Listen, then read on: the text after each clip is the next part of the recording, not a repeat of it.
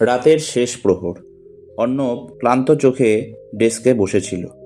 চাকরির ব্যর্থতা, পরিবারের চাপ, সব মিলিয়ে তার মন পুরো ভেঙে পড়েছিল।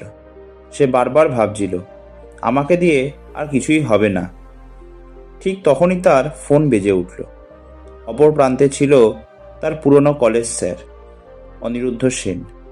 স্যার শান্ত গলায় বললেন, অর্ণব, তুমি কি আজও নিজের ওপর বিশ্বাস হারাওনি? অর্ণব একটু থমকে গেল। সে দ্বিধা ভরে বলল, স্যার, সব কিছুই ভেঙে যাচ্ছে। স্যার কিছুক্ষণ চুপ থেকে বললেন, তোমাকে একটা গল্প বলি। একবার এক ছাত্র প্রতিদিন ব্যর্থ হচ্ছিল, কিন্তু সে থামেনি। একদিন একটি সুযোগ তাকে বদলে দিল। সুযোগ আসেনি সহজে, সে তৈরি ছিল বলেই সুযোগ তাকে চিনেছিল। তুমি কি প্রস্তুত? অর্ণবের চোখে যেন আলো ফিরল। স্যারের কথাগুলো তার মনে স্রোতের মতো বয়ে গেল। সুযোগ কখনো হারায় না, শুধু প্রস্তুত মানুষকেই খুঁজে নেয়।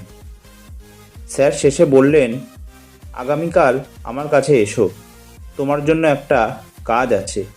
তবে শর্ত, আজ রাতেই তুমি নতুন করে শুরু করবে। ফোন কেটে যাওয়ার পর অর্ণবই একটি কথাই ভাবতে লাগলো, আমি কি সত্যি প্রস্তুত?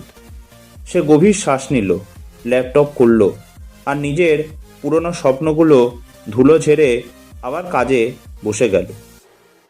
পরদিন স্যারের কাছে গিয়ে সে জানল, একটি নতুন প্রকল্পের নেতৃত্ব তাকে দেওয়া হচ্ছে। একটি ফোন কল তার জীবনকে পাল্টে দিয়েছিল।